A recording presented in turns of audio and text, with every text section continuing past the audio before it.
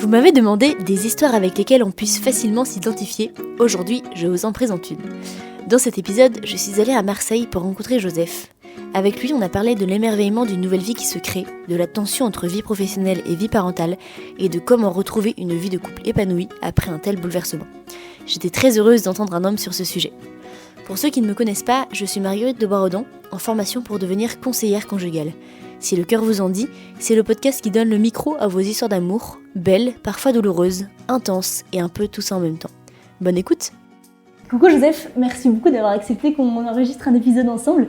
Je suis trop contente de faire ça avec Joseph aujourd'hui parce que en fait, ce qui se passe, c'est que on va parler d'un sujet que les femmes abordent beaucoup mais que les hommes abordent moins, qui est la place de la grossesse, de la parentalité et de l'arrivée des enfants dans la vie de couple. Tout un programme. Donc gros sujet et je suis trop contente de faire ça avec Joseph parce qu'en fait, on se connaît un peu mais pas vraiment. Ce qui fait qu'on se connaît, c'est que Bérangère, sa femme, a lancé son podcast en même temps que moi et du coup, on se parle beaucoup, on échange pas mal à ce sujet et en fait, on est vraiment toujours en train de se faire des vocaux pour se dire où on en est et s'échanger des conseils, donc c'est trop chouette. Et aussi, autre sujet intéressant, c'est que Joseph se cache derrière le compte Instagram Des cœurs dans un corps et du coup, il a plein de choses à dire sur ce sujet parce qu'il a beaucoup réfléchi sur la chose. Donc voilà.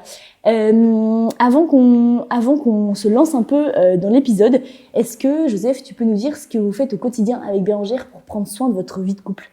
Ça, c'est la question un peu que tu poses à tous tes invités. À partir de maintenant, oui. Alors, je t'avoue que quand tu m'as envoyé cette question en préparation, je me retrouvais bien embêté. Parce que je me suis dit, mais justement, qu'est-ce qu'on fait au quotidien pour prendre soin de notre couple ? Je crois qu'on n'a pas de recette magique en mode un truc qu'on fait tous les jours, etc. Donc, j'ai pas une réponse, on va dire, franche sur le sujet. Déjà, ça m'a donné l'idée de dire il faut qu'on trouve notre rituel tous les jours.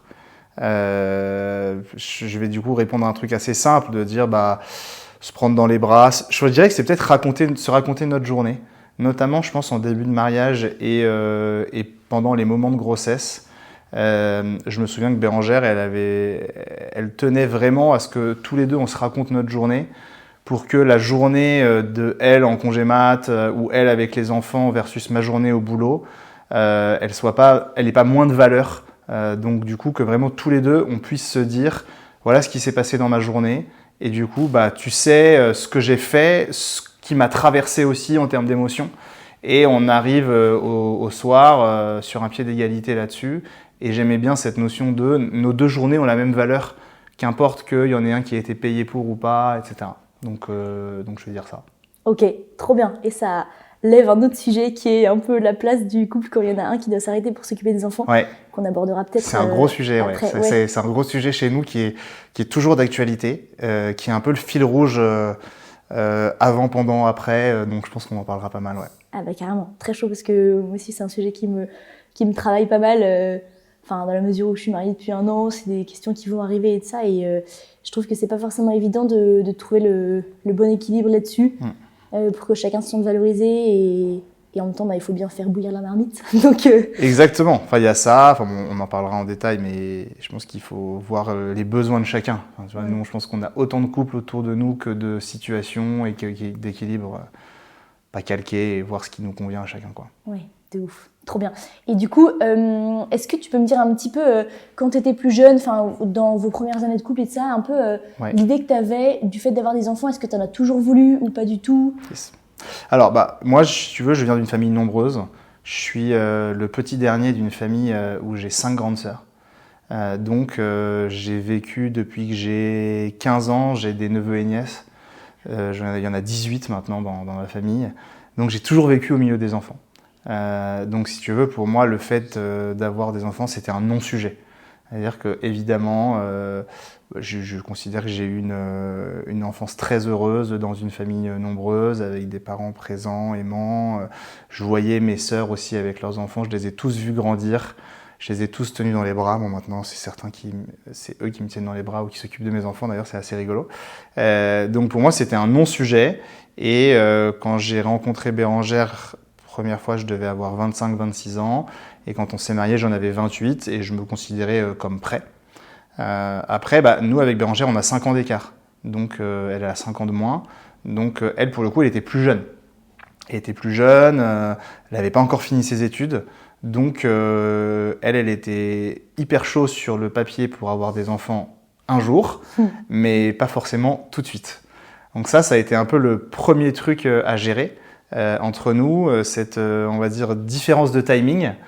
En se disant que voilà, moi j'étais chaud, je me disais j'ai 28 ans, j'ai pas envie de trop traîner non plus, j'aimerais bien être un papa jeune, en forme pour mes enfants, et en même temps c'est pas moi qui les porte, hein, donc il faut se mettre d'accord. Et du coup assez vite je me suis dit ce qui compte c'est que elle soit chaude, que ça rentre dans son timing, donc il va falloir faire équipe, et c'est une notion dont je pense que je parlerai beaucoup aujourd'hui, la notion d'équipe. Et nous, je dirais que l'équipe, elle a commencé avant même la grossesse. Elle a commencé dans ce projet bébé de réussir à mettre les conditions pour que tous les deux, et notamment Bérangère, on soit OK. Et est-ce que le fait de ne pas avoir le même timing, est-ce que ça a levé des plus gros sujets en mode elle veut pas avoir des enfants tout de suite, ça veut dire qu'elle m'aime pas, ou je sais pas, des trucs comme ça qui peuvent venir? C'est une bonne question, je pense pas. Honnêtement, je pense pas que ça m'ait traversé, que je le prenne personnellement. Déjà parce que nous on a une force, je pense, qui est extraordinaire et qui parfois est déroutante, c'est que moi Bérangère, elle me dit absolument tout ce qui la traverse, tout ce qu'elle ressent. Donc ça fait énormément d'informations à gérer et à traiter. Donc parfois ça fait beaucoup, mais au moins il n'y a pas de surprise. Et je savais que ça n'avait rien à voir avec moi.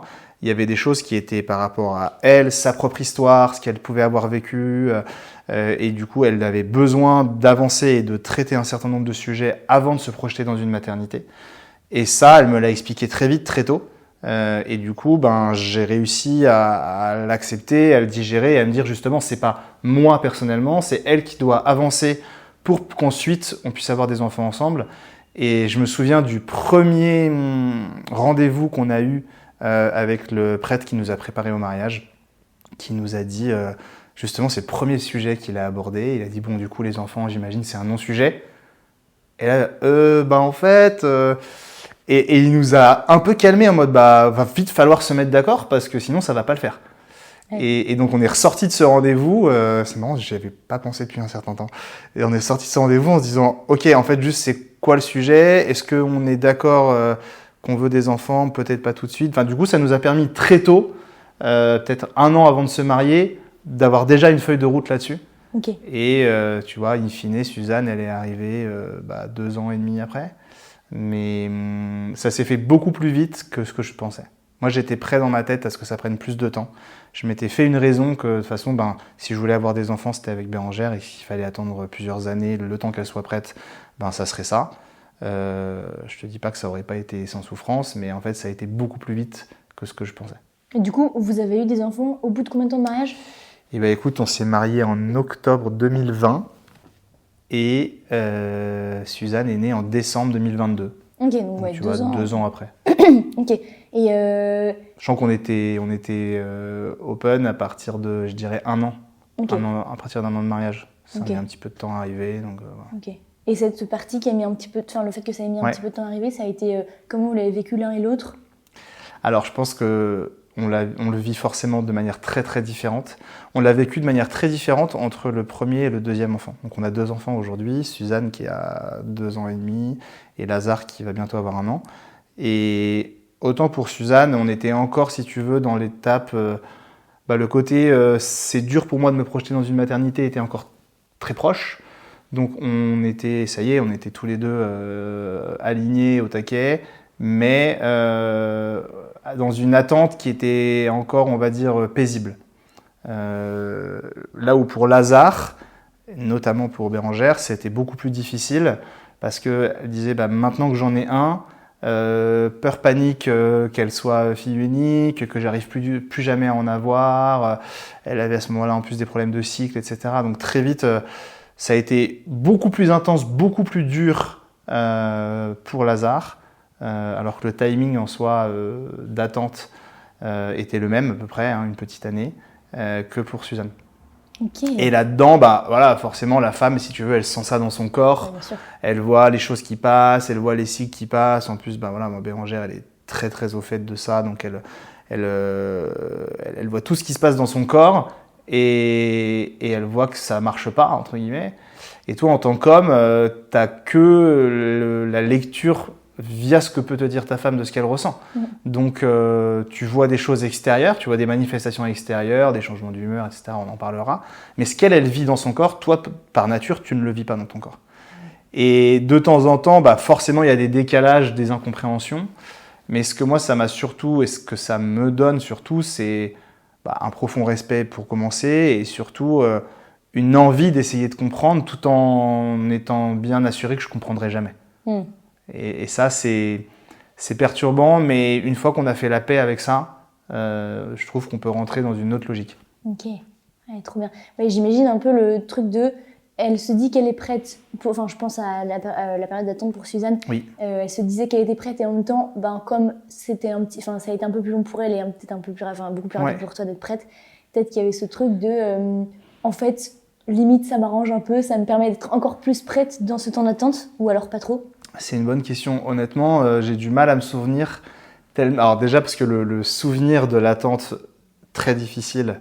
Alors, qu'on soit bien d'accord, c'est sûr que quand tu prends un peu de recul, tu te dis c'est très peu d'attendre une petite année. D'ailleurs, je crois que c'est la moyenne un peu nationale en France.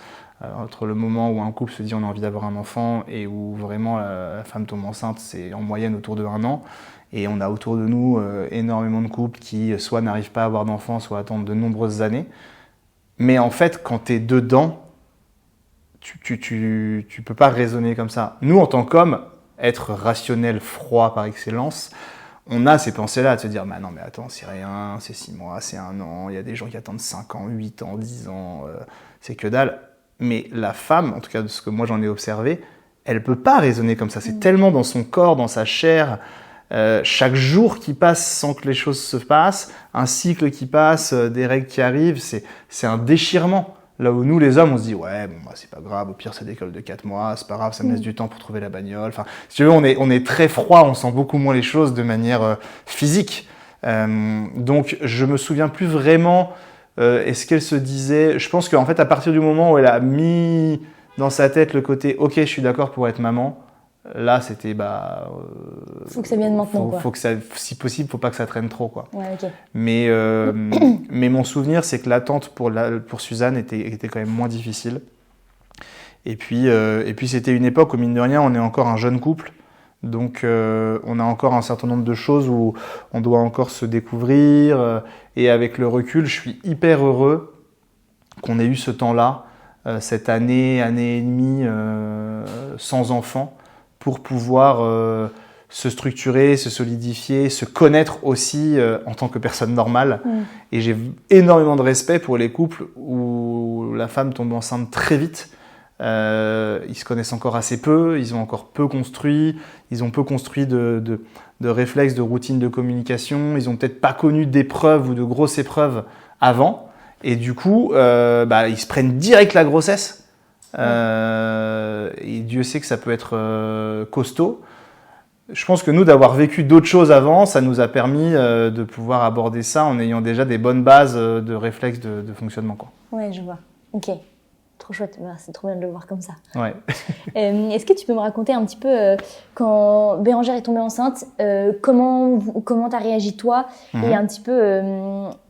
de manière plus globale dans la grossesse, qu'est-ce que ça a changé dans votre relation sur vraiment l'aspect émotionnel, sur votre rythme de vie, peut-être aussi dans la sexualité si tu as envie d'en parler, mais ouais. Écoute, alors je me souviens évidemment et très bien pour les 2 grossesses exactement le jour, le moment, la manière dont elle me l'a annoncé. Donc pour Suzanne c'était en mai. Elle avait alors histoire rigolote donc. Elle a fait son test de grossesse le matin, moi je suis parti au boulot et en fait elle a attendu toute la journée. Ah ouais. Donc moi je me doutais de rien, on se retrouve, elle me dit viens, on se reprend, on habitait Paris à l'époque, elle me dit viens, on se retrouve à Villiers, on se prend un petit café, etc.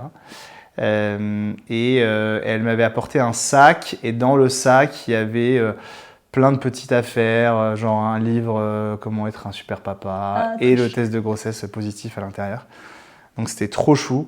Et après, c'était le soir, donc du coup, on a eu le temps de pouvoir débriefer, se prendre dans les bras et tout. Non, c'était vraiment une énorme joie. Comme je te disais, moi, j'étais prêt, j'attendais ça patiemment, mais j'attendais ça quand même. Et donc, du coup, énorme joie. Et en revanche, je trouve que très vite, en fait, du coup, tu bascules dans un autre état de vie. C'est quand même assez rigolo, c'est-à-dire qu'il s'est quand même passé souvent, on va dire 2-3 semaines, comme si de rien n'était. À partir du moment où tu as conscience, et où les deux ont conscience que ça y est, elle est enceinte, on va avoir un enfant, là, direct, on bascule. Je pense qu'il y a quoi ? Il y a peut-être une heure et demie, un peu d'espèce de petits nuages où on est un peu inconscient, on est juste en « Ah, c'est trop cool, c'est ouf et tout ». Et après, direct, des considérations, soit matérielles, soit physiques, soit alors comment tu te sens. Et limite, j'ai l'impression qu'à partir du moment où la femme découvre qu'elle est enceinte, les symptômes arrivent. Ah ouais. Alors évidemment, il y a autant de grossesse et de symptômes que de femmes, mais pour Béran, en tout cas, mon ressenti, c'est que c'était un peu ça. Donc voilà. Et fun fact, en fait, dans la journée, évidemment, elle avait eu du mal à tenir sa langue. Bah ouais. Donc sa mère était déjà au courant et une de ses meilleures copines était déjà au courant. Donc j'ai fait mine d'être hyper vexé. Ouais. J'en avais rien à foutre, honnêtement. Ah ouais. Enfin, c'était pas grave. Et je savais très bien, je la connaissais, voilà, mais j'ai fait mine d'être ah quoi, j'étais pas le premier au courant et tout. Mais donc non, bref, c'était sympa. Et qu'est-ce que ça a changé ? Forcément, directement, tu commences à te projeter. Et alors aussi, encore une fois, c'est là où très drôle, tu te rends compte que les différences de projection, les différences de sujets entre hommes et femmes, pour le coup, sont très marquées. C'est-à-dire que, encore une fois, nous, on vit pas les choses dans notre chair. Donc, on est beaucoup moins à se dire, est-ce que tu as des nausées ou pas ? Est-ce que tu es malade ou pas ? D'ailleurs, c'est très drôle, quand il y a des annonces de grossesse, de voir comment une femme réagit à une autre femme qui annonce et comment un homme réagit à une autre femme ou à un mec. Quoi. Ah, génial, trop stylé. Alors, est-ce que vous allez changer d'appart ? Vous allez faire quoi ? Et la femme, ça va être ah, trop bien, est-ce que t'es pas trop malade ? T'as des nausées ? C'est pour quand ? 28 millions de questions. Et voilà, c'est un peu cliché ce que je dis, mais honnêtement, c'est vrai. C'est-à-dire que, comme nous, on l'a jamais vécu, on le vivra jamais, on peut pas ressentir ces choses-là dans notre corps. On est forcément au début confronté plutôt à des aspects logistiques, pratiques, voir est-ce que ça va changer des choses. Mais aussi directement, je pense qu'on enclenche l'aspect protecteur quand même, de se dire ok là, il y a une vie qui est en train de grandir dans le ventre de ma femme et du coup j'en suis responsable. Enfin, je suis responsable des deux. Et ça, c'est je trouve la dimension qui permet de tout transcender.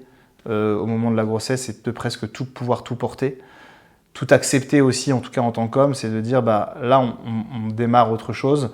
Mon rôle de chef de famille, père protecteur, il commence maintenant en fait. Il commence.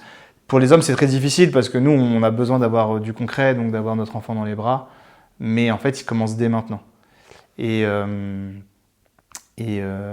je vais faire une petite comparaison hasardeuse, mais que j'avais en tête à ce moment-là et qu'un de mes potes a utilisé au moment de la grossesse de sa femme. C'est c'est dans Le Seigneur des Anneaux. T'as Frodon et Sam qui sont là. Donc Frodon il porte l'anneau, Sam il accompagne Frodon quoi. Et à un moment donné il dit je peux pas le porter parce que c'est vous qui êtes l'élu et qui portez l'anneau. Mais en revanche, le Frodon, il est exténué, je peux vous porter vous. Et ça, je trouve que c'est la bonne image de la place du père, de l'homme dans la grossesse et du mari envers sa femme. C'est, moi, je peux pas le porter, l'enfant. Il y a plein de moments où Béran me disait, franchement, tu veux pas le prendre, j'en ai ras le cul, c'est lourd, je suis crevé, etc. Ça, c'est biologiquement impossible. En revanche, du coup, notre rôle à nous, mon rôle à moi, c'était de porter, supporter, faire ce qu'il faut pour que Béran, elle soit le mieux possible et que ça puisse se passer comme il faut, quoi. Donc j'aime bien cette image-là de dire, nous, la femme, elle doit être concentrée sur son bébé et nous, on est concentrés sur notre femme. Voilà. Trop chou. C'est l'équipe. Je te parlais d'équipe tout à l'heure. Là, on commence à faire une équipe et même on fait une équipe à 3. Donc après, il y a des choses dans la grossesse où comment le papa, il peut essayer de rentrer un peu en contact avec le bébé, de faire de l'autonomie, des machins, etc. Chose que j'ai beaucoup plus faite pour la première que pour le deuxième. Ah oui ? Oui, parce que je pense que le premier, t'as cet aspect nouveauté, et puis t'es que concentré sur le ventre de ta femme, globalement. Oui, il n'y a pas d'autre enfant. Sur ta femme, il n'y a pas d'autre enfant. Le deuxième, c'est totalement un autre game. Déjà, l'homme, comme je te dis, il a besoin de concret. Donc, quand il y a un enfant qui est là, concrètement, dont il faut s'occuper, c'est beaucoup plus facile pour moi de mettre mon attention, mon énergie dessus. Et puis, sous-entendu, je connais déjà. Et donc, du coup, je constate, et d'ailleurs, Béran me le disait, en mode, tu mets plus trop de main sur mon ventre. Et donc ça a été des moments, pas forcément de tension, mais des moments un peu difficiles. Je me souviens pour la grossesse de Lazare, là où pour Suzanne, j'étais à fond. Tous les soirs, on se prenait une demi-heure. Ou à partir du 4e, 5e mois, quand on commençait à sentir au début des petites bulles, puis après les premiers coups, etc. Là, c'est incroyable. Enfin, c'est la découverte d'un nouveau monde et on prenait beaucoup de temps là-dessus. Mais ça, pour l'homme, c'est la seule chose, avec les échographies, c'est la seule chose qu'il voit. Qui est concrète. Tout le reste, il ne le ressent pas. Là où la femme, c'est chaque seconde, en fait. À partir d'un certain stade de grossesse, chaque seconde, le bébé, il est là. Il se manifeste. Ouais. Donc, toi, ta vie, elle continue. Ouais. Je me souviens, c'était un des trucs que j'avais écrit dans 2 cœurs, c'est-à-dire que voilà, le soir, tu as l'info, le soir de l'annonce de grossesse. Ouais. Ok, super, je vais être papa. Mais déjà, tu te rends absolument pas compte qu'est-ce qui va se passer pendant 9 mois. Et puis toi, le lendemain, tu repars au taf, quoi. Boulot, ok, cool. Ouais. Là où pour ta femme, tout a changé. Mais oui. Toi, il y a une nouvelle info dans ton monitor, quoi. Ok, je vais être papa. Peut-être 2-3 trucs. Mais sinon, ta vie, elle change pas. Ton corps, il change pas. Là où ta femme, son corps, il change. Ouais, puis elle réfléchit à si elle a bu du vin dans les dernières semaines. Ouais, si elle réfléchit déjà qu'elle réfléchit beaucoup. Là, c'est x 12 millions, donc laisse tomber, quoi. Là, c'est... Et puis après, les questions existentielles. Est-ce que tu penses que je vais être une bonne maman? Est-ce que machin, tac, tac. Et puis des trucs, les questions... Les réveils à 3h du mat, ça fait pas longtemps, je l'entends pas assez bouger. Voilà, donc il y a plein de nouvelles choses qui arrivent, auxquelles on doit se confronter, nous, en tant qu'hommes, auxquelles on n'est pas préparé. En même temps, c'est impossible de se préparer à ça, on découvre et tout le monde découvre. Et puis de voir, c'est là où je te disais, je pense que d'avoir quand même connu ma femme en dehors d'un cadre de grossesse pendant, presque un peu plus d'1 an, ça permet d'un peu mieux anticiper, d'un peu mieux comprendre certaines des réactions. Je dis souvent que la grossesse, c'est un accélérateur de tendance. Tu m'avais demandé dans une de tes questions en avance, est-ce que tu as l'impression d'avoir découvert une nouvelle personne ? Ouais. J'ai pas découvert une nouvelle personne, mais en revanche, ces traits de personnalité, ils sont exacerbés. Ok. Donc, pareil sur la bouffe, alors la bouffe, c'est un truc où il peut y avoir des grosses modifications. Des trucs qu'elle mangeait pas et tout d'un coup elle se met à les bouffer ou l'inverse. Je sais pas, par exemple, elle aimait trop les olives. Elle n'a pas touché une olive de la grossesse, ça l'écœurait. Et à l'inverse, je sais pas, à un moment donné, elle s'est mise à bouffer des gnocchis alors que normalement, jamais de la vie, elle touche un gnocchi. Quoi. Donc ça, c'est des trucs où il y a des modifications, mais c'est pas des modifications de la personne, tu vois. En revanche, sur le reste, voilà, je sais pas, par exemple, Bérangère, la nuit, pour elle, c'est compliqué, l'endormissement, c'est compliqué. Là, c'était x10, tu vois. Ah ouais. Ou, je sais pas, le besoin de vie sociale, il est important. Là, pareil, c'était totalement exacerbé. Ah ouais. Ou des inquiétudes sur tel autre truc matériel. Donc, tout est exacerbé. Et le milieu chill, en tout cas, c'était comme ça pour moi, n'existe presque plus. Mais donc, du coup, le truc exacerbé, si tu le prends tel quel, l'info, tu fais « Waouh, mais qui est cette femme ?» Alors que si tu la connais un petit peu, tu sais qu'en fait, c'est son tempérament normal. C'est juste que là… Le curseur est… Voilà, t'as pris… C'est comme dans Mario, tu vois, il a pris un champignon et ça va plus vite. Quoi. Ok. Je trouve que ça aide un petit peu à se détendre et à se dire « Ok, c'est normal. » Ok, ouais, je vois. Après, t'as les transformations du corps. Ouais.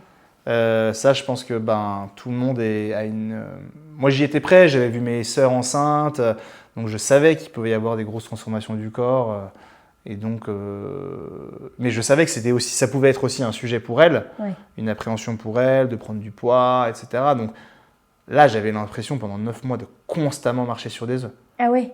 Ouais, c'est des trucs en mode, mais là, t'es sûr que j'ai pas trop grossi, j'ai pas machin. Donc là, c'est des questions pièges. Ouais. Oui, si tu dis il n'y a pas de bonne réponse. Oui. Et si tu mets 5 secondes à répondre un peu trop vite, t'es en mode, quoi, t'hésites, c'est parce qu'en fait, tu trouves que j'ai grossi, mais en fait... Ah oui. Donc là, c'est 2-3 moments où, voilà, je dis ça avec le sourire maintenant, mais même sur le moment, c'est rigolo. C'est en fait, voilà, essayer d'un peu détendre l'atmosphère. Mais voilà, tout ça, c'est des accélérateurs de tendance, Ouais. mais je trouve que c'est pas des transformations totales. Ok, oui, t'as pas non plus. Mais si tu connais perdu pas la ta tendance femme. de base, Ouais. tu peux te dire, waouh, qui est cette personne? Enfin, tu vois, Ouais. je pense aux jeunes couples qui se marient directement, genre bébé voyage de noces et tout. T'as pas eu trop le temps de te connaître, tu peux être en mode, ouh, attends, Ah ouais. ça va toujours être comme ça ou pas? Ouais. Et où là, je pense que les baby clash, ils peuvent être un peu plus vénères, quoi. Ouais. Oui, du coup, après l'accouchement, bon, déjà, t'es pas la même personne, je pense, pendant l'allaitement, toute cette partie-là. Ouais. Et du coup, je pense que tu mets vraiment longtemps à découvrir la personne de base. Bah oui, c'est ça. Enfin, t'as presque 1 an, voire plus, de hormones qui font un peu Complètement. des vagues et tout. Complètement. Ouais. Et bon, après, c'est. Voilà, hein, il n'y a pas de bon truc. Je pense pas qu'il faille se dire il faut absolument suivre ce truc-là. Et. Oui, puis ça correspond à chacun. Exactement, Au peur un de- timing, à tout. Ouais. Est-ce qu'on se sent prêt dans notre vie à accueillir un enfant, etc. Mais donc, nous, voilà, je me dis, avec le recul, ces 9 mois, en fait, qui, dans le couple et individuellement, sont une sorte de parenthèse et où il y a beaucoup de choses sur lesquelles, si tu veux, tu te dis ouais, mais là, c'est la grossesse. Mm. Donc, Ouais. ça sert. C'est une sorte c'est pas une excuse, mais on va dire que ça devient le nouveau prisme. Et donc, du coup, tu relis et tu lis tout ce qui se passe à la lumière de ce nouveau prisme. Mm. Et je trouve que d'avoir ça permet d'être plus détendu que te dire mais attends, mais c'est pas possible, je peux pas accepter qu'elle dise ça ou qu'elle fasse ça. En fait, c'est quoi? Là, on est en train, à deux, on a co-créé une nouvelle vie, on en est déjà responsable, donc on va pas commencer à, entre guillemets, se battre ou se frustrer sur ce que je considère des détails. Le point le plus important, c'est est-ce que le bébé va bien, est-ce que ma femme va bien, est-ce que... Et voilà. Mm. Et il y a plein de choses, on verra un peu plus tard. Ouais. Alors ça ne veut pas dire qu'il ne faut pas tout accepter. De temps en temps, on est en mode ouais, attends, ok, je sais que tu es enceinte, je sais que c'est dur et tout, faut pas déconner non plus. Ouais. Mais quand même, je trouve que du coup, 80% des trucs où on pourrait, en tant qu'homme, tiquer en mode merde, ma femme, elle fait plus ci, elle fait plus ça. Voilà. Ouais. Oui, tu prends vraiment du recul, tu te dis c'est une parenthèse et c'est aussi ton rôle dans ce que Ouais. tu disais tout à l'heure de porter ta femme, ça fait partie. Exactement, du truc, comme on se disait de temps en temps, moi aussi j'ai voulu qu'on ait un enfant, donc ça fait partie du côté assumé, quoi. Mm. On assume le fait qu'il va y avoir une grossesse, on ne sait pas comment elle va se passer. Nous, honnêtement, les grossesses se sont plutôt bien passées. Évidemment, il y avait beaucoup de fatigue, des siestes. Alors, ce qui était rigolo, c'est que pendant la grossesse de Suzanne, on travaillait ensemble. Ah ouais? Ah mais oui. On était pas dans la même équipe, mais dans la même entreprise. Donc ça, je trouve que c'était une bonne aide parce que ça permet de pouvoir encore plus faire équipe et de pouvoir aider, de pouvoir un peu mieux comprendre aussi ce qu'elle vit au quotidien, etc. Mais voilà, ouais, je me dis... Et je vois quelques autres amis qui ont du mal pendant les grossesses parce que ce switch de là, c'est ma femme enceinte, c'est un temps particulier, il se fait pas. Et du coup, on lit les événements, les réactions, les humeurs avec notre prisme de base où on se dit bah voilà, il y a un équilibre des forces, ça, voilà, peut-être que je l'accepterai pas en temps normal, mais là, c'est la grossesse, donc t'as voulu avoir un gamin, mon gars, donc assume maintenant, quoi. Mm. Et il vaut mieux commencer dès la grossesse, parce que ça continue après. Ouais, oui, c'est ça. Et c'est pas fini. Bah non, c'est pas En fini. fait, c'est la fin de la grossesse, c'est le début de tout en Mais monde. ça reste quand même un temps particulier, c'est-à-dire qu'une fois que les enfants sont nés, etc., a priori, on retrouve des choses un peu plus normales. Mm. Mais maintenant, il y a un autre sujet qui est comment on élève nos enfants, comment on réagit par rapport aux pleurs, aux petites nuits, aux machins, etc. Et là, la notion d'équipe, elle est encore plus importante pour moi. Ouais. Mais c'est un peu un risque aussi, c'est que du coup, tu deviennes que coéquipier et plus couple. Ah ah. grosse question qu'on va aborder. Transition. Ah, très fort, très fort, très fort. Est-ce que tu peux nous dire, avant qu'on revienne à cette histoire de comment rester un couple et pas juste deux parents, juste comment tu as vécu la naissance de Suzanne, quand elle est arrivée au monde, est-ce que l'amour pour elle est arrivé direct ou alors ça a mis du temps, enfin toute cette histoire de l'attachement au début de la vie d'un bébé, j'ai l'impression que c'est un gros sujet. Est-ce que tu peux nous dire comment c'était pour toi? Écoute, non, pour nous honnêtement c'était extraordinaire. Enfin, donc après Suzanne, elle est née un 24 décembre, donc c'est une date un peu particulière. Trop beau, elle est née un peu en avance, elle est née 3 semaines en avance. Magnifique, naissance à 5h du mat, donc tu as eu le temps de passer toute la nuit à la mater. On avait bossé, je sais pas combien de séances on avait fait, de préparation, de technique, de je sais pas quoi, pour qu'elle ait moins mal et tout, etc.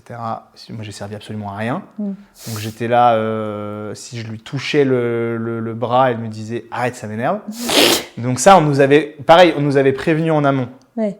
Parce que pareil, tu peux te frustrer, tu peux dire « Attends, on a bossé pendant 6 mois, je sais faire le massage, truc muche, l'écharpe, le machin, le point d'acupression, le machin, j'ai préparé la playlist, le truc et tout. » Et puis arrivé le jour J, non, je gère tout seul en fait. Ah ouais, ok. Limite, ta présence m'irrite.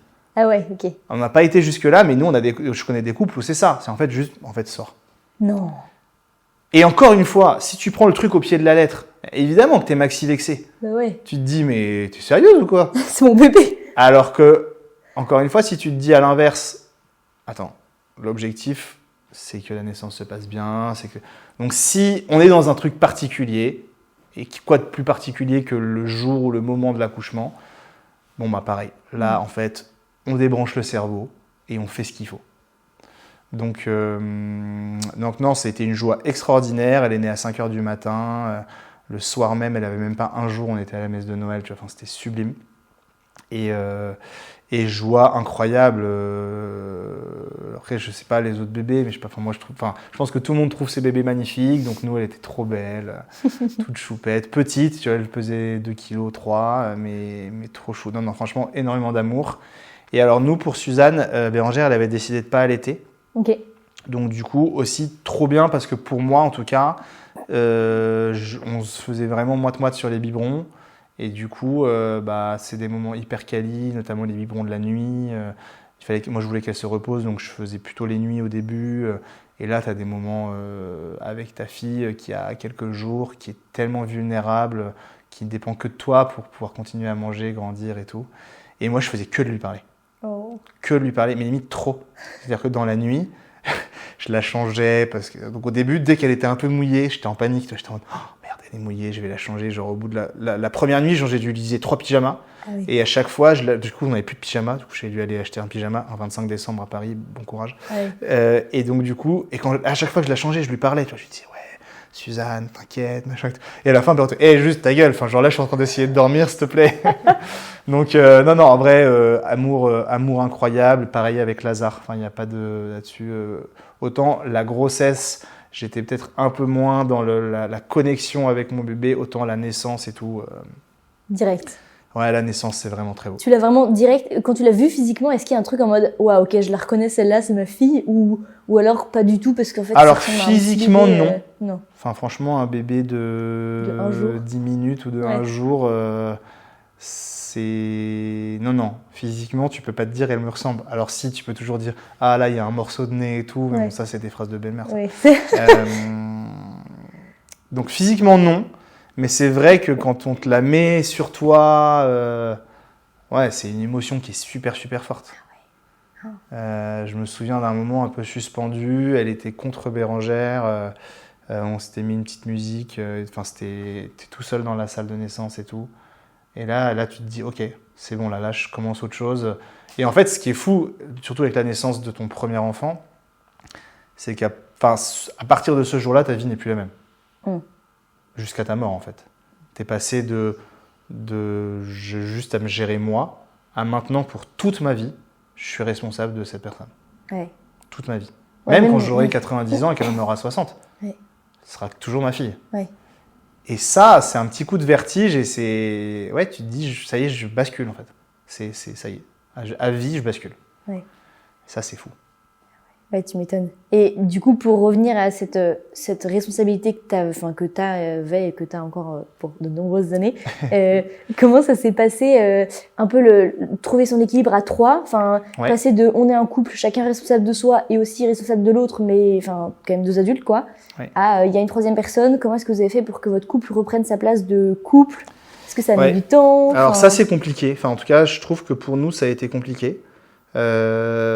On était très focus, et moi en particulier, mais très focus sur Suzanne, sur son développement, mais aussi sur... En fait, j'ai l'impression, tu sais, j'y réfléchissais hier, mais j'ai l'impression que les langages d'amour que tu es capable d'émettre changent. Mais en revanche, a priori, toi, tu as toujours besoin de recevoir les mêmes. Ok. Donc, tu vois, tu parlais tout à l'heure de sexualité. Pendant la grossesse, après l'accouchement, forcément, c'est un moment, c'est quand même plus difficile. Tu as moins envie. Pour la femme, c'est physiquement plus compliqué. À part des moments what the fuck. Pendant la grossesse, mais ça, les femmes me racontent souvent ça. Et nous, c'était ça. Une semaine, comme ça, sortie de nulle part, 6e mois. Bref. C'est rigolo. Faut être là cette semaine-là. Et du coup, mais sinon, voilà, si toi c'est en tout cas, ou même une certaine tendresse et que c'est un de tes langages d'amour et que tu sens que c'est plus difficile, il faut réussir à switcher et te dire, ok, en fait, l'amour on le transfère, on le donne d'une autre manière. Et dans un autre sens, tu vois, moi je suis beaucoup plus passé dans le côté, là je vais faire telle nuit, un aspect un peu logistique, tu vois. En essayant de vouloir prendre en main ou de prendre plus de charge mentale, la fameuse charge mentale, en me disant ok, je vais essayer de prendre de la charge mentale, c'est jamais assez mais on prend quand même un peu plus, et du coup ça te prend un quota d'énergie et un quota de choses que tu peux donner que tu peux pas mettre dans autre chose. Donc je sais pas, tu te dis je vais faire 3 nuits, tu penses moins à te dire je vais aller me prendre un petit verre sympa avec ma femme. Mm-hmm. Parce que, en tout cas je parle pour moi, de manière inconsciente, j'ai l'impression que t'as l'impression d'avoir donné autrement. Et t'as plus de réserve, quoi. Ouais, t'as plus de bande passante. Donc t'as plus de bande passante, t'y penses pas, t'y penses plus, puis t'es un peu crevé. Donc je pense que ça c'est une des difficultés, c'est qu'en effet tu te transformes en coéquipier, en logisticien. Je pense qu'on a eu la grâce, nous, de ne pas se transformer en comptable. Comptable, pas au sens financier, mais au sens de compter les points, compter les heures, en mode j'ai fait un biberon, compter les couches, compter les trucs. Il y a pas mal de couples qui ont ça. Et je trouve que nous, on a réussi à éviter ça. Et ce qui est chouette. Du coup, il y a un peu plus d'une notion de don gratuit, en mode on compte pas, etc. Même si parfois pour l'un ou pour l'autre, ça peut être dur. Ça peut être une culpabilité, notamment... Pour la maman, ça reste toujours quand même quelque chose de naturel de s'occuper de son enfant. Donc quand moi je prenais de la place, et j'étais ravi de pouvoir le faire, et franchement il y avait zéro comptabilité, quand même pour Bérangère de temps en temps c'était dur. De lâcher. Ou de se dire là est-ce que je suis un peu redevable de ça parce qu'il a fait 3 nuits de suite et tout. Donc ça a mis du temps à accepter, et c'est aujourd'hui encore, je pense, à accepter qu'en fait oui c'est aussi mes enfants, donc en fait voilà je compte pas. Tout comme j'attends pas qu'elle compte quand elle fait quelque chose. Donc ça a été quelque chose qui a mis du temps à se faire. Et moi, j'avais aussi l'impression, en faisant ça, de donner de l'amour.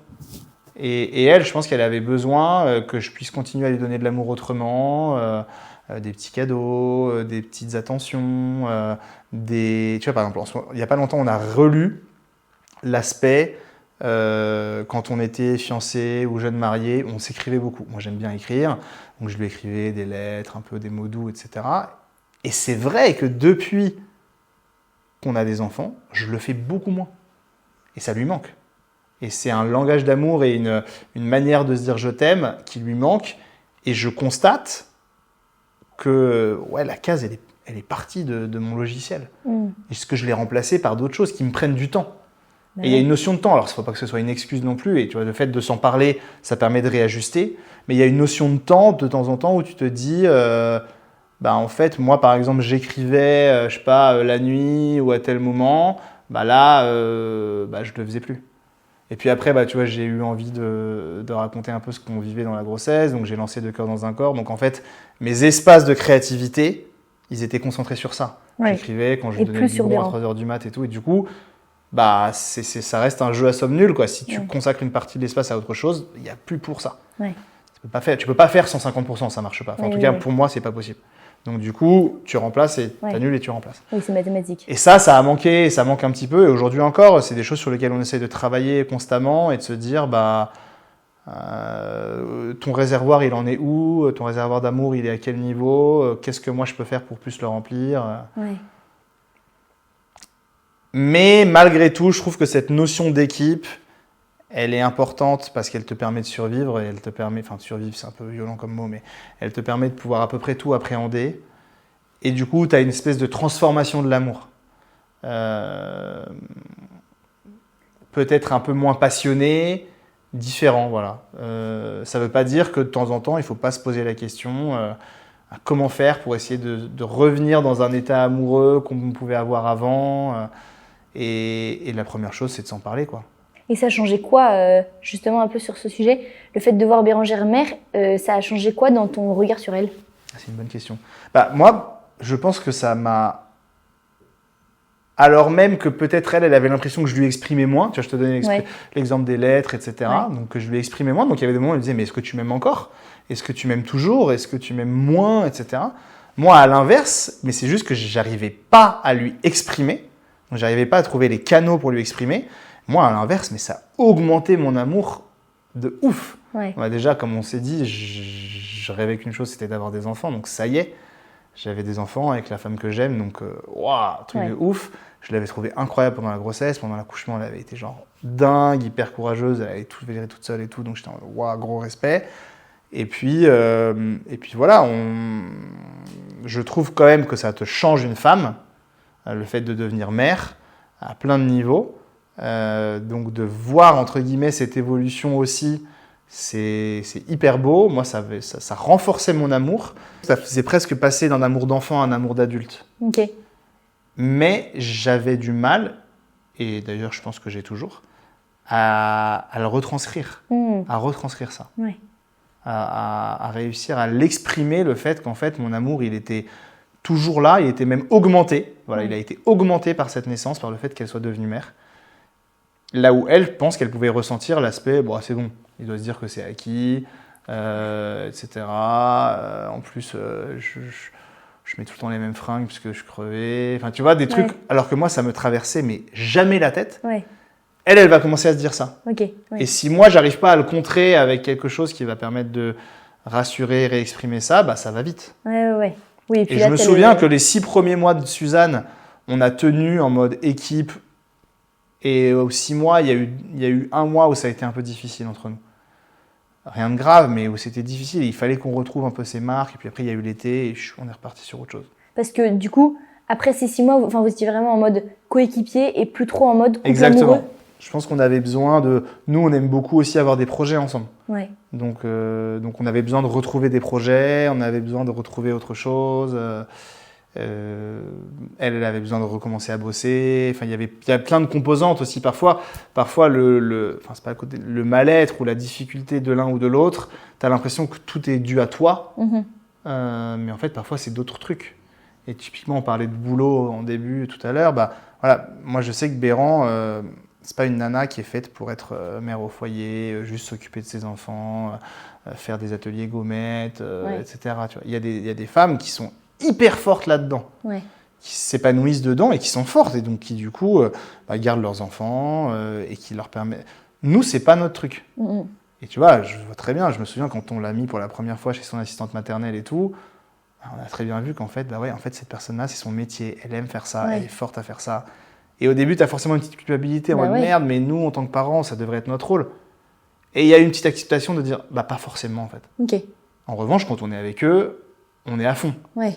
Mais nous, on a besoin de bosser. Ouais. On a besoin de se déployer dans autre chose.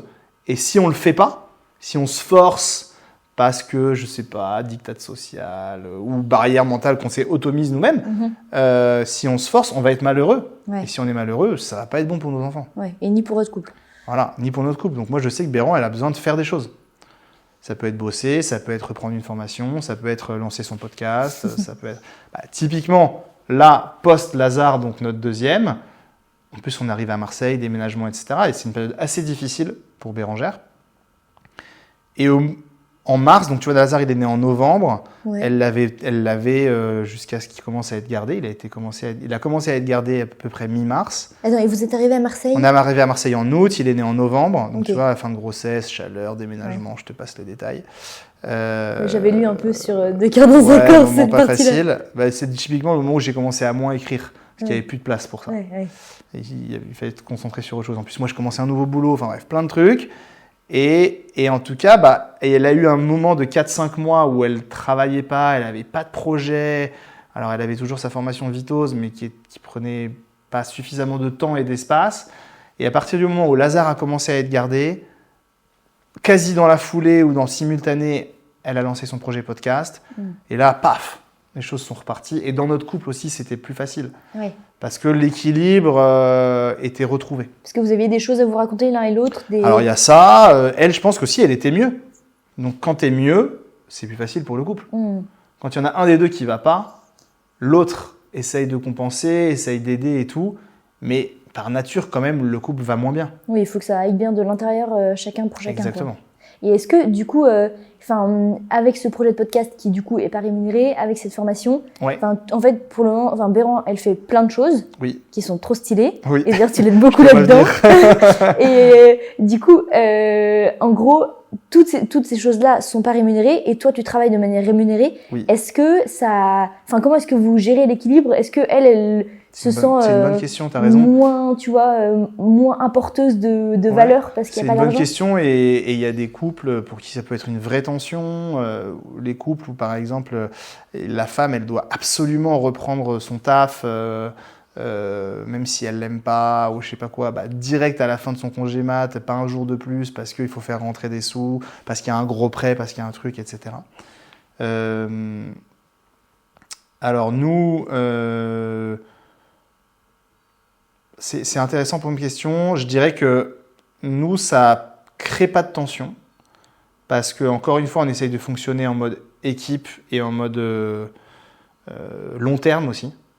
Voilà, pour moi, c'était important que Bérengère elle reprenne une formation, qu'elle puisse être dans un contexte derrière pro où elle soit épanouie parce que quand elle est épanouie, elle est bien. Si elle est bien, notre couple il va bien, nos enfants vont bien.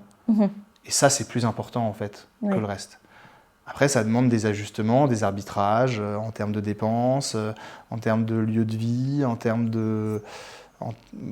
Tout ça, en fait, après, derrière, ça rentre dans de la logistique, ça rentre dans de l'organisation, de la gestion, une certaine charge mentale, cette fameuse charge mentale des hommes qui n'existe pas, mais qui existe en fait. Et pour le coup, le fait, c'est un peu paradoxal, mais... Le fait de nous mettre dans cette situation, moi, ça me donne ma place aussi. Ok. Ça me donne ma place en tant que mon boulot, le fait que je bosse, ça peut permettre qu'on a la vie qu'on a. Mais aussi en tant que gestionnaire, en tant qu'organisateur de OK, donc on va faire comme ci ou comme ça, tenir les comptes, etc. Il y a des mini-tensions de temps en temps. Sur des fins de mois difficiles ou sur des trucs quand il y a des arbitrages à faire. Mais dans la majorité des cas, c'est plus un vecteur d'unité et surtout d'avoir énormément conscience du coup. L'avantage, je trouve, c'est que tu as conscience de tes choix. Tu vois, c'est pas en mode, tiens, je fais ça parce que c'est chouette, quoi. Ouais, ok. C'est chouette, c'est cool. Non, on fait un vrai choix et on y réfléchit à deux. Quand elle avait des idées différentes de reconversion pro, on y a réfléchi en disant peut-être que ça c'est trop long, peut-être que ça c'est le coût, c'était plutôt secondaire. Ok. Parce qu'après c'est une orga. Tu dis ok, ça coûte combien, on l'étale sur combien de temps, du coup il faut que on retrouve X de ressources à tel endroit. Ça, voilà, c'est une logique. Moi j'ai été entrepreneur et tout, c'est un truc dans lequel je peux bien me déployer et apporter une solution ou une bonne gestion du sujet pour le couple. Donc ça c'est chouette et on profite de cet aspect-là. Et après, en revanche, il y a des moments où pour elle, en revanche, je pense, ça reste difficile. Ça peut rester difficile. Encore une fois, c'est comme quand je te disais, espèce de culpabilité qui existe quand même. Tu peux la voir quand ton mari fait des choses alors qu'il est ravi de faire une nuit et tu te dis merde, peut-être que ça aurait été à moi de le faire, parce qu'il va bosser et tout. Donc il y a cet aspect finalement, et c'est là où tu passes dans une autre dimension de l'amour, d'apprendre à accepter ça aussi. D'accepter que familialement on fasse ce choix, qu'elle va se reconvertir, que ça va nous coûter de l'argent, que ça va pas nous en rapporter au début, mais c'est un choix familial qu'on fait. Oui, il faut qu'il passe en conscience. On le fait en conscience, c'est un investissement, tout comme on pourrait investir dans autre chose, tu vois. On pourrait décider d'investir dans du Bitcoin, non, on décide d'investir là-dessus. Ça peut d'ailleurs, quand tu prends un peu de recul, même être aussi un investissement financier. Au sens de, on investit là-dedans, comme ça derrière elle fera un métier qui va lui plaire. Si elle fait un métier qui va lui plaire, elle va aussi gagner plus d'argent parce qu'elle va avoir plus plaisir à le faire, plutôt que d'enchaîner des jobs un peu à la con et de pas être bien. Et encore une fois, si tu te dis que c'est pas du coup une notion de bien-être au sens de se sentir bien, avoir la peau douce, mais d'être bien. C'est pas le bien-être, c'est être bien. Et si elle est bien, épanouie, et même chose pour moi, dans mes choix de boulot aussi ça compte, parce qu'il y a l'aspect financier, mais pas que. C'est-à-dire que dans notre équilibre de couple, il y a aussi, et pour moi aussi, c'est important que je puisse être présent, avec les enfants, présent avec elle dans les moments où elle est enceinte, etc. Donc je ne peux pas aller bosser en banque privée, finir à 23h, faire des nocturnes. Et en tout cas, pour notre couple, ça ne marche pas. J'aurais pu avoir envie, il s'avère que non. Mais tout ça, pareil, c'est concerté. Donc sa reconversion, elle est concertée, le mode de garde des enfants, il est concerté, mon boulot à moi, il est concerté, en faisant des choix. Qu'est-ce qu'on veut faire ? Est-ce qu'on veut avoir tel niveau de vie ? Est-ce que dans ce cas-là, il faut avoir X de dépenses ou X de recettes ? Et les deux peuvent fonctionner. Ou est-ce qu'il y a le niveau de vie, on peut peut-être être plutôt un peu là, mais on veut avoir une harmonie, une présence de l'un et de l'autre. Tout ça, c'est des choix dont on discute et après on se met d'accord. Je vois. Je ne sais pas si ça répond à ta question. Si, carrément. Et moi, ça m'alimente mes réflexions, moi aussi, pour ma vie. Mais là-dessus, et ce qui est vrai, c'est que, si tu veux, il n'y a pas de recette miracle. La clé, c'est de se connaître.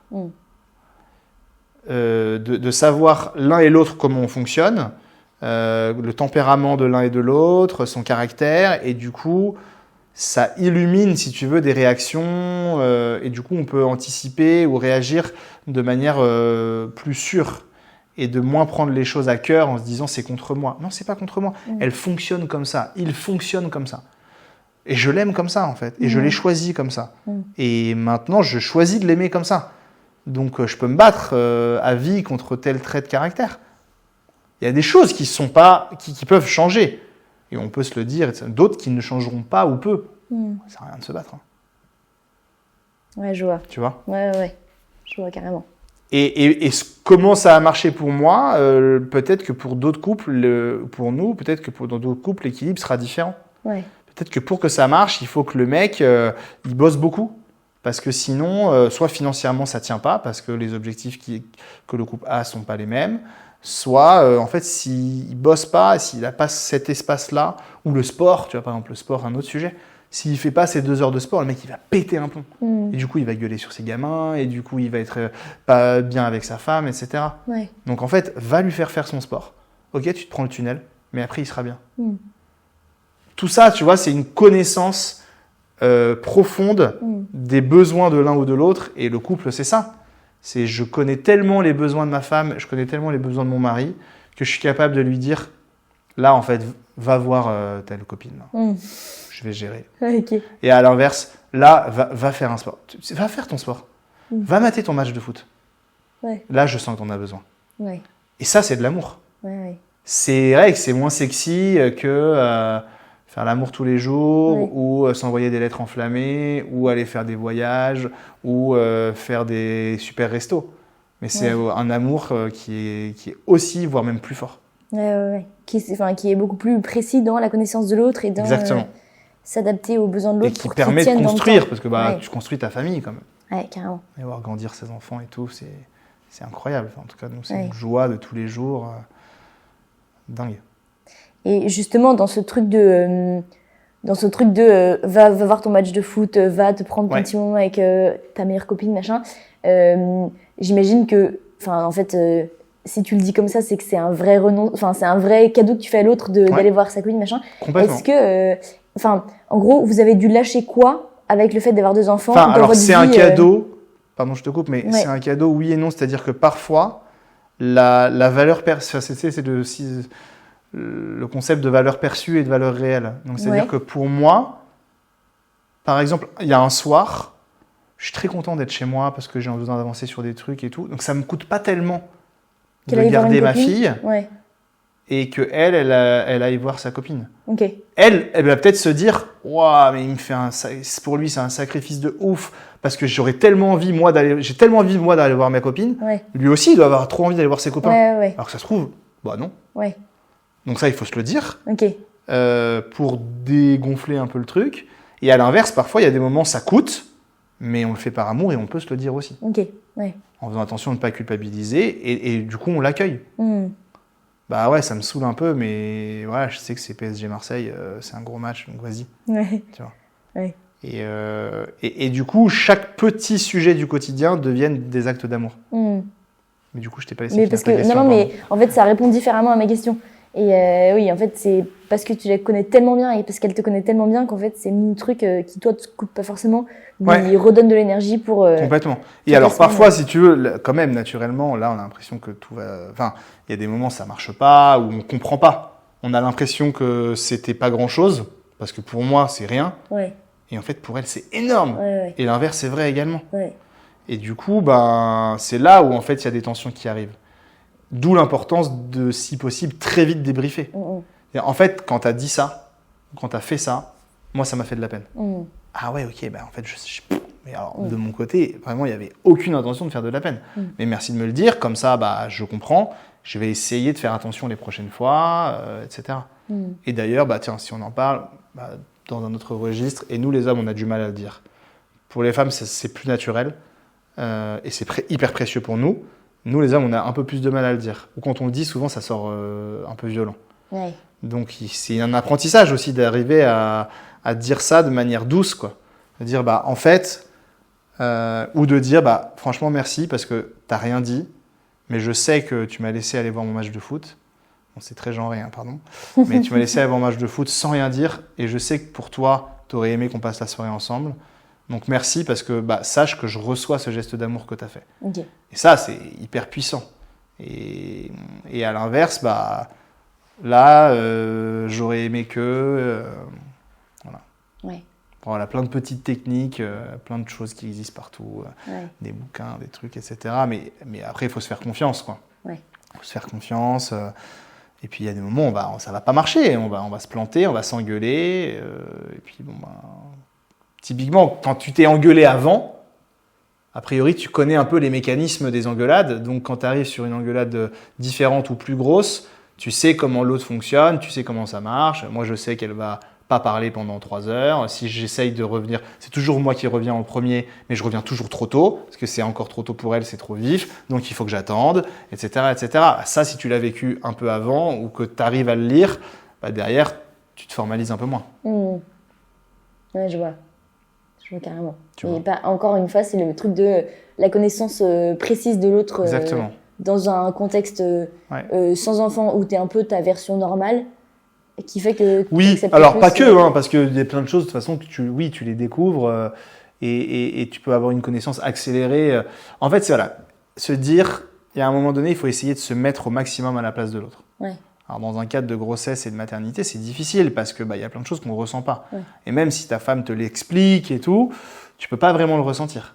Mais en fait, on parle tout le temps communication, communication, communication. Oui, d'accord, mais communication avec de l'amour et avec la profonde intention de comprendre l'autre et de le connaître et à la fin, du coup, d'anticiper et ses besoins et ses réactions. Oui, nous, je pense que ça a aidé, mais surtout, ça nous a aidé à donner des bons réflexes. Mais pour des gens qui se connaissent depuis plus longtemps, etc., voilà, ça peut marcher aussi. Enfin, puis, c'est pas une fatalité. Hein. Ouais, carrément. Oui, puis c'est les choses évoluent et puis Ouais. on grandit et on se comprend. Exactement. J'ai encore 4-5 questions à te poser avant Allez, que vas-y. l'on finisse. Je papote un peu trop. Ouais, pardon. mais c'est trop bien, moi j'adore. Est-ce que tu dirais que la grossesse, la parentalité, le fait maintenant d'avoir 2 enfants et ça vous a renforcé dans votre couple, ou alors ça a été une vraie épreuve ou alors c'est un peu des deux, enfin un peu c'est large comme question, mais tu vois l'idée? Non, je pense que ça nous a renforcés, mais que peut-être dans un premier temps, tu t'en rends pas compte. Ouais. Tu vois, ce qu'on parlait tout à l'heure sur le côté, tu dois retrouver, entre guillemets, un sentiment amoureux, où tu dois un peu raviver la flamme, donc du coup, tu as l'impression que ça t'a fait du mal en tant que couple. Là où je pense qu'en fait, ça a mis des bases encore plus solides, ça l'a structuré, ça l'a solidifié. En plus, ton amour a quand même réussi à créer une vie qui, du coup, tous les jours, en fait, sous tes yeux, il y a des moments juste, tu es là, tu vois tes enfants, on se prend dans les bras, on les regarde et limite, on a les larmes aux yeux en mode, ouais. c'est nous qui avons fait ça, tu vois. Bah ouais. Puis en plus, tu as le côté, le mélange physique, les mélanges de caractère de l'un de l'autre, tout ça fait que ça vient te démultiplier ton amour et tu te rends compte qu'il y avait évidemment de la place pour ça et que tu en veux encore 8, enfin bref, peut-être pas 8, mais bon, ouais. Voilà. Et en revanche, voilà, je pense que ça le renforce, mais que dans un premier temps, tu t'en rends pas compte. Okay. Et tu as l'impression que ça l'a touché, enfin ça l'a réduit. Oui. Alors que, et c'est ça qu'il faut essayer de redécouvrir, les nouveaux signaux, les nouvelles façons de te transmettre de l'amour. Mais comment, justement, ça, on l'a pas trop évoqué, mais après, par exemple, cette phase de 6 mois, après les 6 mois de Suzanne, où tu disais que là, vous avez eu une phase où vous avez été un peu dans le dur. Ouais. Qu'est-ce que vous avez fait pour... Enfin, c'est très... on dirait que ça demande une liste derrière, mais... Ouais, non, Vous mais... avez fait quoi pour remettre du sentiment amoureux, vous reséduire, un peu retrouver cette phase-là de couple? C'est une bonne question. Je suis pas sûr qu'on soit les maxi experts de ce sujet. Hein. Ouais. Je pense qu'on tâtonne un peu. Et qu'est-ce qu'on a fait? Déjà, il faut essayer de prendre du temps pour soi. Même si c'est dur quand on a un enfant, c'est dur parce que il faut trouver quelqu'un qui puisse éventuellement le garder, mais aussi c'est dur affectivement. Donc tu vois, donc nous on aime beaucoup les projets, etc. Donc on avait organisé depuis longtemps un pèlerinage avec des copains en Terre Sainte en juin. Suzanne elle est née fin décembre, donc on y est allé, on a laissé Suzanne pendant 8 jours à mes parents. Ça a été hyper difficile parce que un vide. Et notamment pour Bérangère, ça a été très compliqué. C'était une bonne idée quand même pour nous de repartir, tu vois, sur des projets ensemble et de se retrouver un peu couple qui crée, qui emmène des copains, qui un peu couple entrepreneur, quoi. Donc ça, je pense que ça nous a quand même fait du bien. Mais tu sens qu'il y a des choses qui ont changé. Le côté prendre du temps à deux, ça reste la base. On l'a refait un peu plus tard, on est parti à Séville en novembre. Ça, c'était chouette, mais on sentait que c'était bien d'être parti que 3 jours. On était content de les retrouver après. Okay. Donc, nous, par exemple, plus le temps passe, plus on se rend compte qu'on n'a pas forcément besoin de partir longtemps, de prendre beaucoup de temps pour se recharger. Mais de temps en temps, c'est important. Okay. Donc, un week-end plutôt qu'une semaine. Okay. Ou 3 jours. Ouais. Donc, tu dirais prendre du temps chacun. Donc, prendre du temps à deux. Ouais. Et si besoin, prendre du temps individuel aussi, si on a des choses à faire, si on a des passions, des trucs qui demandent de le faire. Genre un match, genre parler avec Oui, ou non, mais même, tu vois, ça peut être voilà, un week-end de copains ou je sais pas, tu vois, là par exemple cet été, Bérangère, elle a fait une retraite pendant une semaine toute seule, ou je sais pas, te faire 4 jours de vélo avec un pote. Mais nous, on aime beaucoup faire les choses ensemble, donc essayer de faire des choses ensemble. Et puis après, nous, c'était des projets. Donc repartir sur des projets. La partie comment tu te reséduis, ça pareil, t'en reparler, quoi. Donc j'aime bien quand tu mets telle fringue, j'aimerais bien que tu refasses un peu plus attention à toi, parce qu'en fait quand tu rentres dans l'aspect enfant, ta prio c'est l'enfant. En effet, il y a des choses tu fais un peu moins attention. Moi j'ai une petite tendance ours des cavernes, donc assez vite tu fais un peu moins gaffe, t'as une petite douche qui saute de temps en temps, un petit lavage de dents qui saute, la petite chemise qui se met en fait sur 2 jours au lieu de sur 1 jour, tu vois, des choses comme ça. Et ça, typiquement, je sais que pour Bérangère, c'est difficile. En tout cas, c'est pas quelque chose qui va l'aider dans le fait de raviver la flamme du couple. Ouais. Et il faut qu'on s'en parle, il faut qu'elle me le dise. Moi, si elle me le dit pas, je me rends pas compte, je suis dans mon tunnel, tu vois. Je redeviens l'étudiant le garçon entrepreneur à 24 piges qui, en fait, s'en fout, a de la barbe comme ça. Ouais. Et ça, il faut qu'on puisse se le dire avec douceur pour pas blesser. Mais c'est parfois des petits trucs tout cons Ouais. en fait, avant d'aller te coucher, tu remets du déo, tu vois. Tu remets un petit pchit de parfum. Ouais. Alors moi, si elle me le dit pas ou si elle me le fait pas comprendre, jamais de la vie je l'aurais fait tout seul. Mhm. Et des petits trucs comme ça, alors parfois tu tombes et t'oublies parce que t'es dans ton tunnel et que tu te dis attends mais déjà j'ai fait la nuit.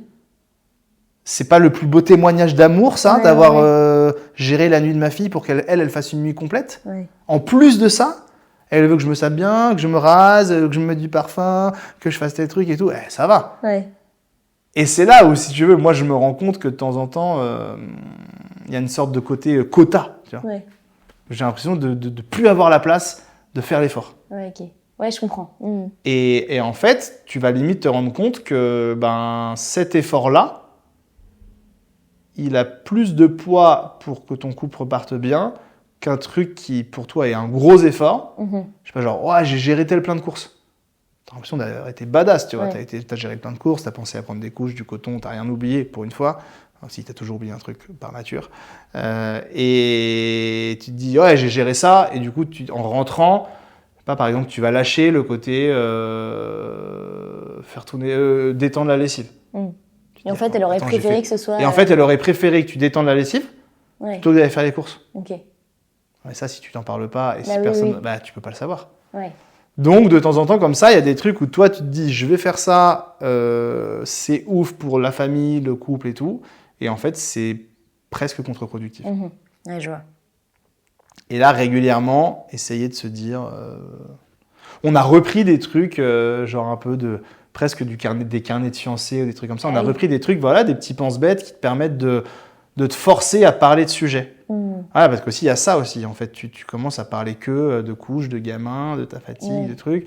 Et donc, tu parles un peu moins des sujets, de beaux sujets de couple. Et ça, de temps en temps, d'avoir cette petite aide extérieure, te forcer. Nous, on a du mal à respecter, mais ça peut bien marcher. Ok. On se donne 3 heures et on parle pas des enfants, c'est interdit. Et en revanche, on a 1-2 sujets, des trucs un peu... Ça peut être sympa. Ok. Trop stylé. Et j'ai encore 2 questions pour Ouais. finir. Okay. Tout d'abord, c'est un peu des questions courtes, mais Ouais. quand même intéressantes. Tu dirais que c'est quoi la qualité que tu n'avais pas avant et que la parentalité t'a obligé à développer? Je pense l'écoute. C'est-à-dire que... Mais une vraie écoute des besoins de l'autre. De Béran ou des enfants? Les deux.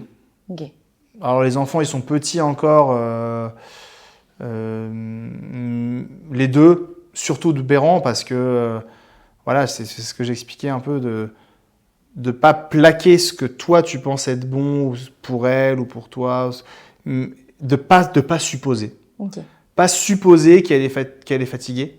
Et de moment, en fait, c'est con, hein, mais tu te dis, attends, là, on va se reposer. Non, en fait, là, j'ai de la forme. Ouais. Donc, il va pas m'emmerder à me dire de faire une sieste. Non, on va sortir, on va marcher. Ok. Toi, t'es là, mais non, mais je vais veiller sur toi, je t'ai préparé un truc. Non, là, j'ai besoin de marcher. Ok, on va marcher, en fait. Ok. Ouais, je vois. Donc, tu vois, une vraie écoute désintéressée, qui est ouverte à ce qui peut se passer. Et ça, je pense que je l'avais pas avant.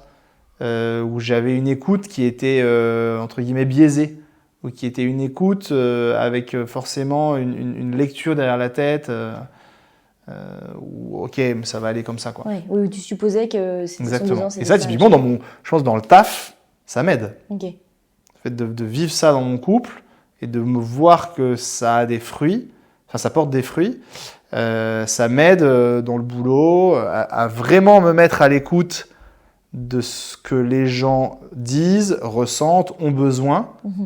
Et tu te rends compte que c'est quand même puissant, ça. Ouais. Ok. Alors, ça marche pas à tous les coups. Il y a plein de moments...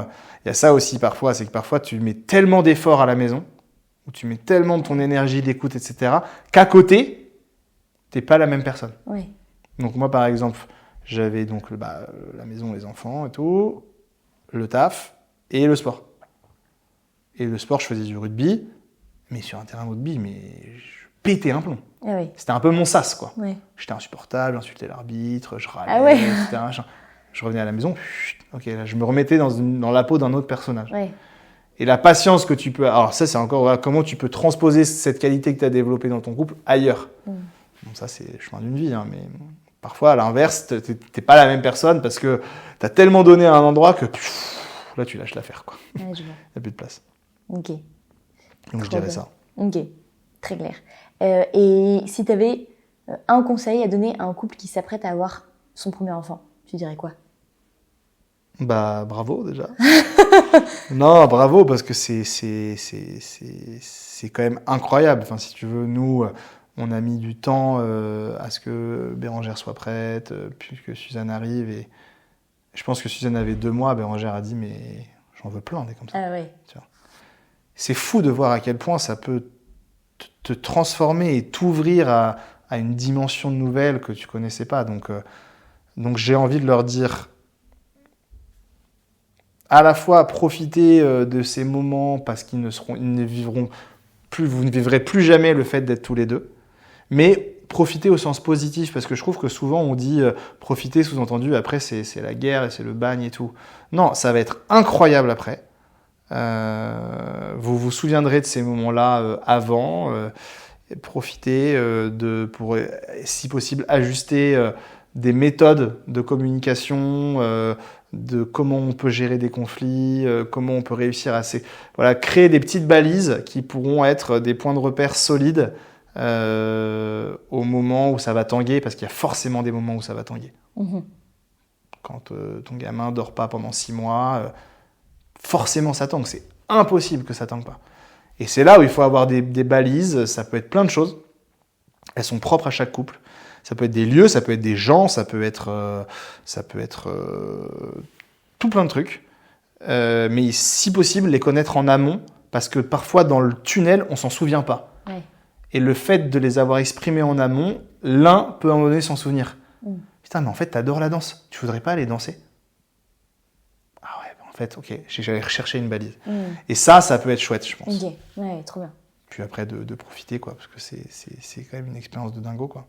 Trop bien. Et ma dernière question, qu'est-ce que tu aurais aimé qu'on te dise quand quand Lazare allait naître, qu'il y avait déjà Suzanne? Quel aurait été le conseil que tu aurais aimé entendre pour appréhender encore mieux cette nouvelle phase de vie? C'est une bonne question. C'est dur de répondre à cette question sans te fixer sur ta propre histoire, du coup.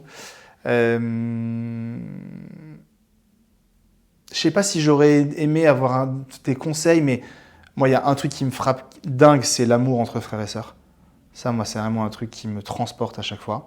De voir tes 2 enfants qui s'aiment, qui se font des câlins, qui sont trop excités de se retrouver, etc. Et je pense que je n'en avais pas conscience en amont. Et donc, peut-être que le conseil ou la phrase que j'aurais aimé, c'est de dire oui, logistiquement, ça change énormément. Et après, tous ceux qui te disent qu'ils en ont 3 te disent ça change encore et tout. Et tout. Donc oui, entre guillemets, il y a des moments ça va être plus dur. Mais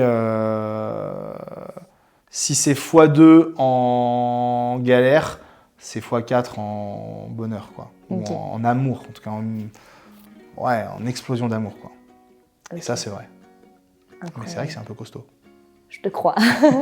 Trop bien. Et ce sera le mot de la fin. Merci Joseph. Avec plaisir. Merci pour ton invitation. Et voilà, on arrive déjà à la fin de cet épisode. J'espère qu'il vous a plu. Si c'est le cas, n'hésitez pas à mettre 5 étoiles sur votre plateforme d'écoute et à en parler autour de vous, c'est ce qui m'aide le plus. Un grand merci et à très bientôt.